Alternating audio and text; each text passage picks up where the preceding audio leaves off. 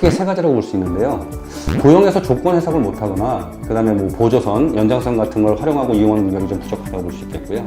그 다음에 그래프에서 정보를 제대로 못 읽고요. 풀 줄 아는 문제도 이제 막 시간이 막 쫓기다 보면 시간이 부족해서 막 정신이 머리가 하얘지면서 놓치는 경우도 상당히 많겠죠.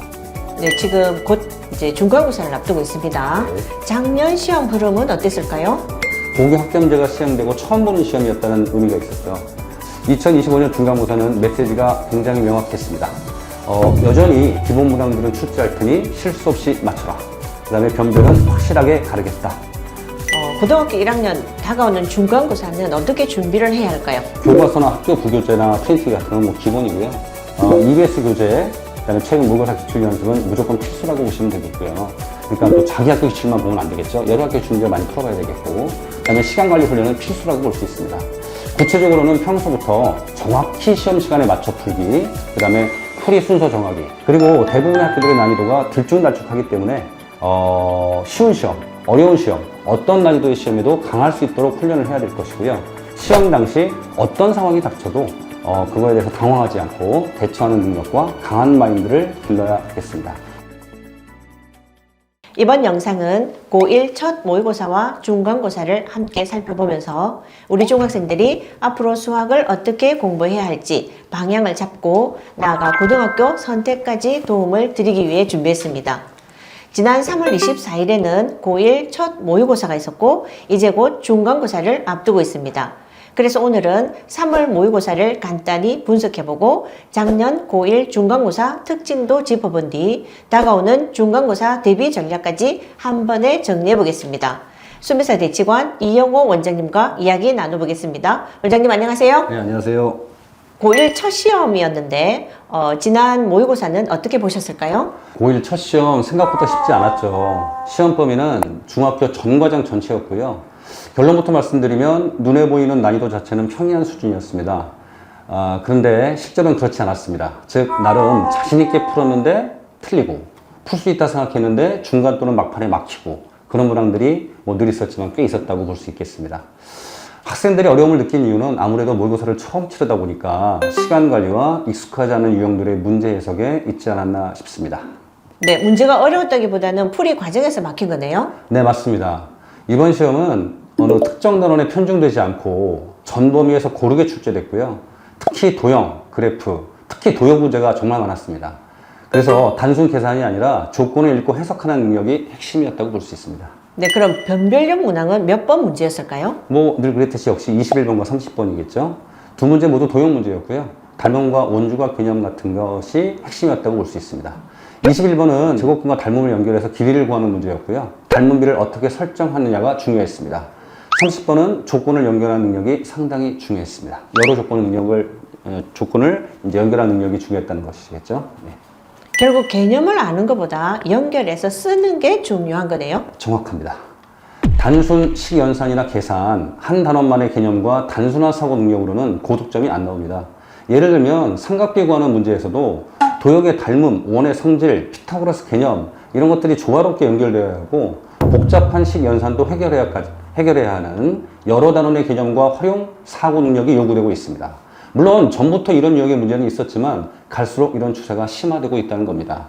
개념을 연결해서 적용해야 합니다. 네, 현장에서 보면 아이들이 어디서 가장 많이 막힐까요? 크게 세 가지라고 볼 수 있는데요. 도형에서 조건 해석을 못하거나 그 다음에 뭐 보조선, 연장선 같은 걸 활용하고 이용하는 능력이 좀 부족하다고 볼 수 있겠고요. 그 다음에 그래프에서 정보를 제대로 못 읽고요. 풀이 과정이 긴 문항에서는 끝까지 못 풀고 갑자기 이제 중간에 이게 맞나 하면서 자신 없어지거나 뇌의 체력이 딸려가지고 중간에 이제 포기하게 되는 경우가 많다고 볼 수 있겠죠. 또 풀 줄 아는 문제도 이제 막 시간이 막 쫓기다 보면 시간이 부족해서 막 정신이 머리가 하얘지면서 놓치는 경우도 상당히 많겠죠. 네. 뇌 체력 굉장히 신박한 단어입니다.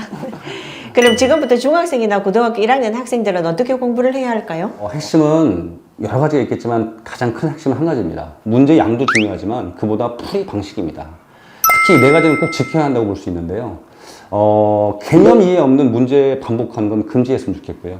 그 다음에 눈으로 좀 푸는 학생들이 꽤 있는데 풀이 과정을 끝까지 쓰는 습관을 좀 들였으면 좋겠고 그 다음에 도형이나 그래프 문항은 반드시 그림 해석 연습을 많이 하셔야 될 것 같고요. 그다음에 오답 노트로 실수, 항상 애들이 같은 실수를 반복하는데 실수 패턴 정리하고 약한 단원과 유형을 극복하는 그 힘을 좀 길러주면 반드시 이걸 해야 실력이 쌓일 겁니다. 네, 많이 푸는 것보다는 제대로 푸는 게 중요하다는 거죠. 네, 맞습니다. 틀린 문제를 분석하고 제대로 대처하는 연습이 몸에 배는 순간 성적이 올라가기 시작할 겁니다. 네, 지금 곧 이제 중간고사를 앞두고 있습니다. 네. 작년 시험 흐름은 어땠을까요? 작년 고1 중간고사는요, 물론 뭐 뒤에 기말 2학기 시험은 좀 달라질 수 있겠지만 일단 중간고사를 먼저 놓고 말씀드리면 고교 학점제가 시행되고 처음 보는 시험이었다는 의미가 있었죠.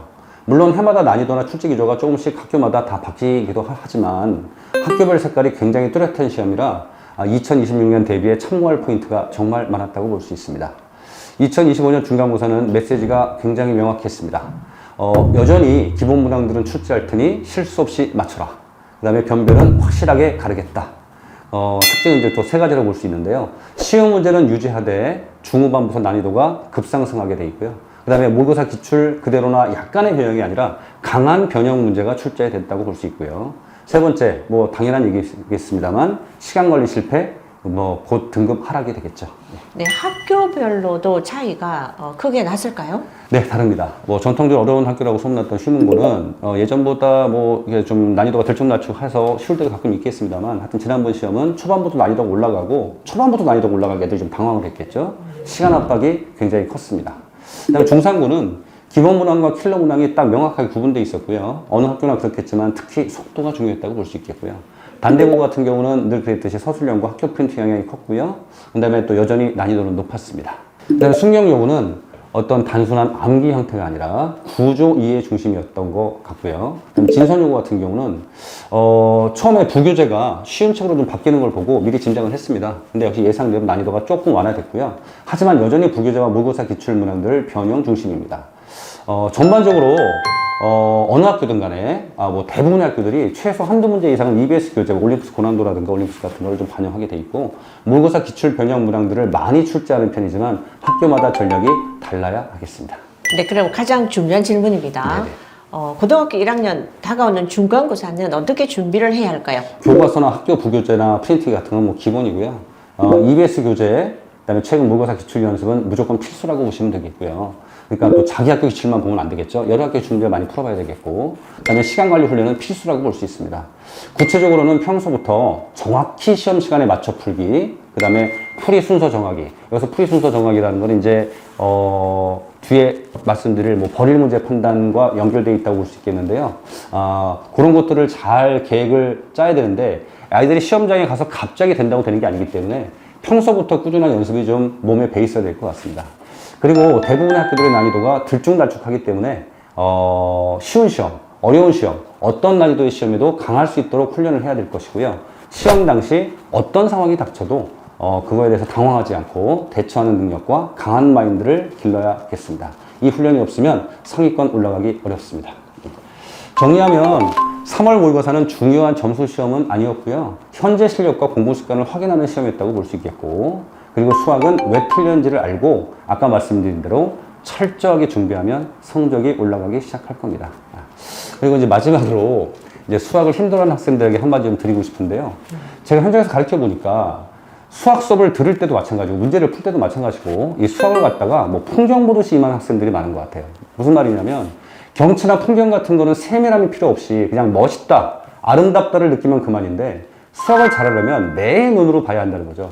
저기 멋진 소나무 옆에 아름다운 꽃 한 송이가 몇 미터 떨어져 있는지 그걸 볼 줄 알아야 한다는 겁니다. 정확히 구조가 어디에 뭐가 있고, 그래야 공식도 정확히, 그러니까 대충 암기하는 게 아니죠. 정확히 암기해야 되고 문제 해석도 정확히 하고 간과하기 쉬운 조건식도 빠뜨리지 않게 될 것 같습니다. 수학은 단순히 열심히만 하는 게 되는 게 아니고 제대로 할 때 결과로 나타납니다. 오늘 내용이 중간고사 준비와 그리고 우리 중학생들이 고등학교 선택하는 데 도움이 되셨길 바랍니다. 최고가 되려면 최고에게 배워라. 수미사가 함께 하겠습니다.